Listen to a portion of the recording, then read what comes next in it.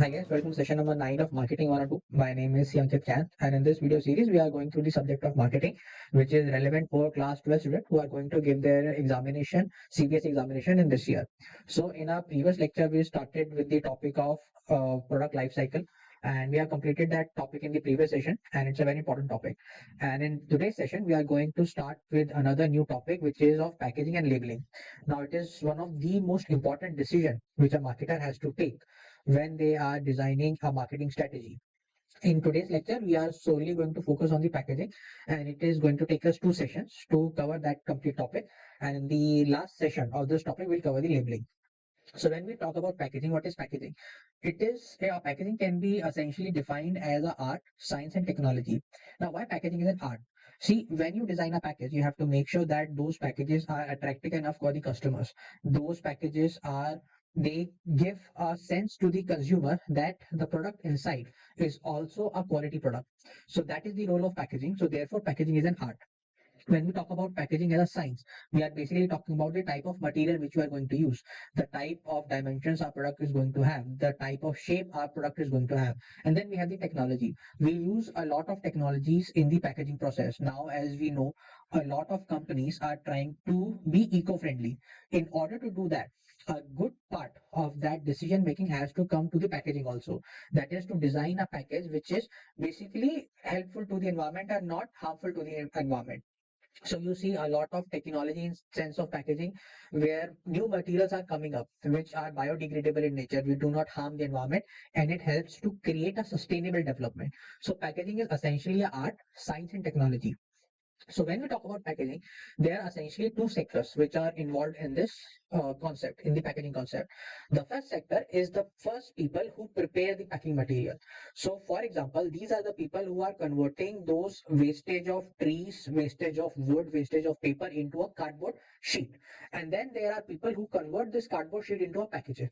So the two sectors are the first people who are preparing the packaging material, and then there are people who are converting this packaging material into the packages itself, which is essentially going to be used by the marketers or the producers. So when we talk about good packaging, I think this is a very common question a student can ask, that what is a good packaging? How do you define a good packaging? So first and foremost, a good packaging conveys the quality of the product. Now I am going to repeat this thing again and again. The value of the product is separate. The value of the package is separate. They do not have any correlation among each other, or they do not have any relation between each other. But if the quality of the packaging is good, it will convey that the product inside that package is also good. So it helps you to create a perception in the mind of the consumer that, see, if we are spending this much amount in our packaging, if we are concerned about the quality of our package, then you can already see what kind of thought is going to be in the mind of the consumer. That if a company is so much concerned about its packages, just imagine how much it will be concerned about the product inside. So it helps you to convey the quality of the product. Then it helps you to efficient point of purchase. Now, why it is important? As we know now, a lot of shopping is happening in the multi-specialty stores. You have your D-Mart, Vishal Mega Mart, Big Bazaars. These are multi-specialty stores, and these are self-service. These have self-service counters. So a consumer goes to the store, they get a shopping cart, and then they goes through the aisle of the product to select their favorite item. Now imagine within a line of that product. Imagine you are selling chocolates. So within that aisle of chocolate, you will have the chocolates of your competitors also placed there. Why should a customer choose your product? It will depend upon the packaging of your product. So it helps you to create that point of purchase. So you can also say that it stimulates the publicity for sales. So if your package is good, imagine the perception it is going to create in the mind of the consumer, and it will automatically lead to good word of mouth. It also acts as a silent salesperson. You do not need an individual to walk with the consumer and tell him that, okay, select this product is good.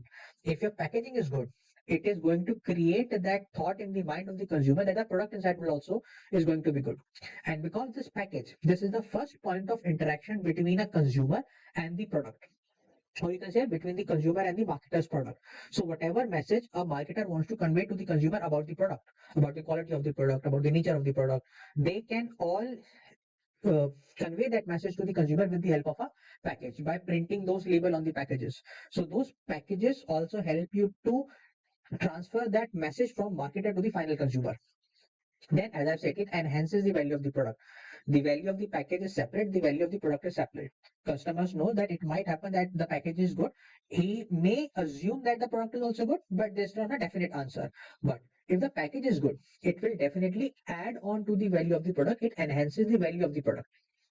So when we talk about the packaging function, there are two dimensions to it. The first dimension, the physical aspect, basically the size of the product, the dimensions of the product, the height, width, and the width of the product, and the type of material which is used in that packages. And then we have the behavioral aspect, that is the art aspect. What kind of colors you are going to use in your packet, what will be the typography, that is the content written on the package, the font which will be used, the picture will be used. We'll cover these two aspects separately. So a packing concept essentially has it act as a fifth P of the marketing. The four P we already know: the product, price, promotion, and the place. This packaging aspect is the fifth dimension of the marketing mix. Now, when we talk about the levels of marketing, I am sure you see this very often when you order your product from the Amazon or from the Flipkart.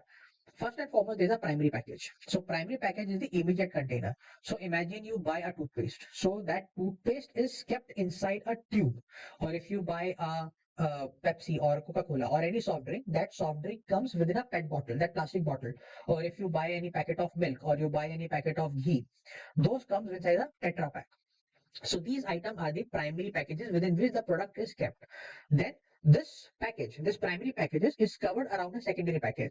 So when you buy a shampoo bottle, so that shampoo is kept inside a plastic bottle that will become the primary package. And then you will see a plastic wrap outside that shampoo bottle. So that plastic wrap acts as a secondary package. So it is just an additional layer of protection. And usually what happens, the consumer, they discard away with this secondary package once they are ready to use the product. So when you buy a toothpaste, that comes inside a rectangle cardboard box. When you are ready to use that product, you take out the toothpaste tube and you discard away with the rectangle cardboard box. So that cardboard box is the secondary package. It is only there to provide an additional layer of security. And finally, we have the third kind of packaging, is the third level of packaging, the transportation package. See, now within India also we have some sort of a one market scenario. That is, a person sitting in Delhi can easily get a product from Gujarat or Maharashtra or Karnataka or any other state. So those products needs to be transported from their origin state to the consumer state. So what happens? This transportation involves a lot of risk. There could be a lot of scenarios in which this product can be damaged when they are being transported from A state to B state. So in order to protect that product from the damage, there is a third layer of packaging with the transportation packages. It basically depends upon the distance over which that product is to be transported. If the distance is small, it may happen that this transportation packaging is not needed, but more often than not you will see that there is a third layer of packaging, especially when you order your product from the e-commerce website, the Amazons and the Flipkart. You will see those comes inside a cardboard box of the Amazon itself. So that is there to protect the product from the damage. And the idea behind a transportation package is purely to protect the product from the transportation. It does not offer you any information about the product. They are mostly very plain. Usually they are of the brown color. They only have the very limited information, maybe about some details about the batch number, some details about the barcode, some details about the location of the buyer. Other than that, this transportation package serves no purpose. Their only purpose is to protect the product from the transportation damages, and it depends upon the distance which the product is going to travel. So after the packaging concept, let us understand the role of packaging. Now, I think the role of packaging is the same which we have discussed over and over again. So first and foremost, it aids in the promotion. If the package is good, if the package is aesthetic and looking, attractive and looking, then definitely the customer is going to pick your product over the product of the competitors. And it performs the role of a salesperson. As I've said, this packaging, it helps you to create that impulse purchase. So what is an impulse purchase? Imagine you are in the market, you are only there to buy 1 kg of rice, and you have also set up a shelf for your product. So if your product is attractive looking, it will attract the attention of the consumer. So consumer, even though he is not there to buy the let's say a bar of chocolate or anything which you are selling, because your packaging looks attractive, he will definitely buy your product, or there are chances that he will buy your product because your packages have very attractive features, and it protects the product from the pilferage and damages. See, if you are selling the product in such a condition where it is prone to damages, then it will create a very bad image in the mind of the consumer, because every time the consumer will buy your product, he will find some sort of damages. And we know a lot of consumption happens of a perishable product. Perishable products needs to be protected because they get damaged by the environmental factors very easily. There are chances that there could be leakages in the product. So a good package needs to protect our product from this environmental damages or any damages, tampering or environmental damage or the pilferages. Then, because your product has, if your product has good looking aesthetics, so it will be easier for customer to accept your product. If your packages are not attractive enough, if your packages are not aesthetic enough, so the customer may not buy your product. The customer may know acceptance within the customer may not be there. It helps you to improve that customer acceptance, that with the good product, your company is also providing that product in a well protected packaging. And as I've said, this packaging, it serves as the first line of communication or the first line of interaction between the consumer and the marketer. So any information the marketer wants to convey to the consumer, he will definitely use that packaging. So packaging helps at that meaningful communication with the customer. And because those packaging are made in such a way that it is easier for consumer to carry that product from the location of the purchase to his home, to the place of his consumption. So if your packages have to be good, then they have to provide a better convenience to the consumer. It should not be very cumbersome to carry, basically. And if the packaging is good, the consumer satisfaction will also be good, because the consumer will think, okay, the product is also good and the packaging is also good. The next topic is the importance of the packaging. Again, we are going to repeat the same thing. First and foremost, it provides information about the product. Those information are provided in form of labels. So labeling we are going to discuss in the coming session, but those labels are imprinted on the package itself. So those packages provide information about the product, information like the brand name. So if there are a lot of copycats in the market who are selling their product very close to your product, they also have their own brand name very close to your brand name. So if you provide your brand name on the packages, so it will help the consumer to identify, okay, this is the actual brand and these are the fake brand. Again, it assists in protecting the product from the pilferages and the damages. Then it helps in the product handling. That is, it provides some sort of convenience to the consumer to carry that product from the location of the purchase to the location of consumption. Those handling has to be very easy. I'm sure you would have seen a lot of handle with care sticker on the cardboard boxes. They are essentially for the consumer to know that the product inside is very brittle. So it helps, the packaging helps the consumer in that handling process, not only to the consumer but other people who are involved in that chain of communication. And it helps in aid promoting the product. As I've said, if the product is attractive, the packaging is attractive, if the packages has a very good aesthetic value, then obviously it will also aid on to the promotion of the product silently. And it enhances the consumer convenience and the satisfaction. And finally, it assists in sale of the product. Then it adds to the use of the product. Now, why, how a packaging adds to the use of the product, which we are going to cover in the next session.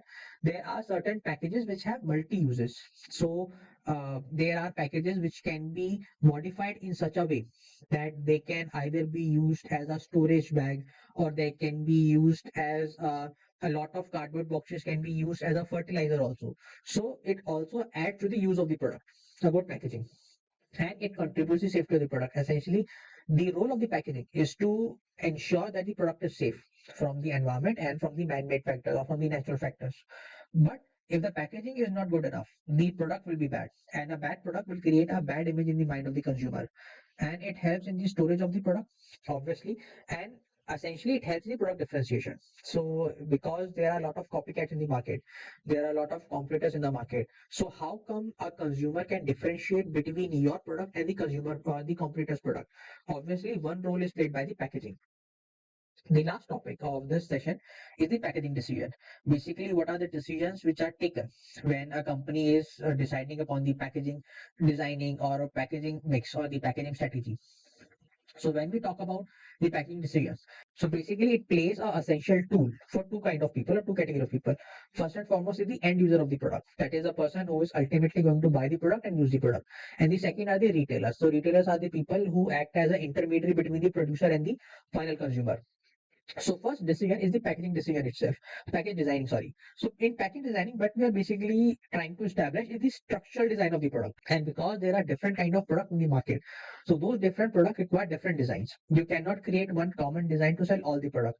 So for example, a tube of toothpaste and a bar of soap, they both require separate type of packaging decision. So therefore, it is not easy to design a package. Basically, packaging decision involves creating that exterior of the product. It basically includes the type of material which you're going to use, whether you're going to use steel, paper, wood, plastic. Typography. Typography basically means the content which will be written, the font of the information, the color of the information, then the images, the pictures you're going to use, and the structural design, basically height, width, and breadth of the packaging. The idea behind designing a package is to make it stand out from the competitors, because there are a lot of competitors, they are also selling a very similar kind of product. So you need to make sure that your packaging design is good enough so that it will create a distinction between your product and the product of the competitor. The next packing decision is the type of color which you are going to use. So obviously it goes without saying the colors have to be attractive, and these colors, they play an important role when whether a customer will accept your product or they will reject your product. So if the color of the packaging is very dull, is very unappealing, so customer may skip over, especially when they are when they are shopping in a self-service counter. And if the colors are attractive, then it may happen that the customer is more likely to buy that product because of that attractive color. So right color also assists the marketers. So I am sure there are a lot of product within a same product line which will have different type of color. Why? Because they are essentially showing you that okay, this product has this quality. So if you have a bar of soap which have sandalwood essence, so you will see the color used is yellow golden.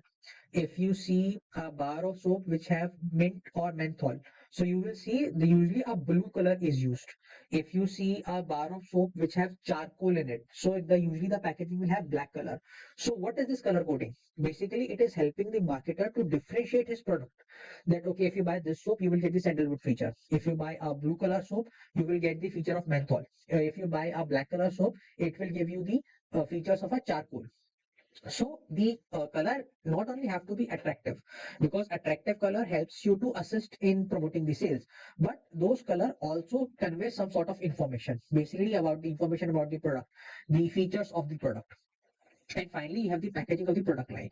Now, product line we have already discussed in the previous session. It may happen. So, for example, you are selling biscuits. Within that biscuit product, you will have a lot of product line. So, some will have the McVitie's. Those are oat-based biscuits, very healthy biscuit. Then you have these salty biscuits. Then you have the cream-filled biscuits. Then you have different shape of biscuits. So, these are the product line within a same product. So imagine if you are selling 10 different kind of product within that same product line. So what kind of packaging decision you are going to take?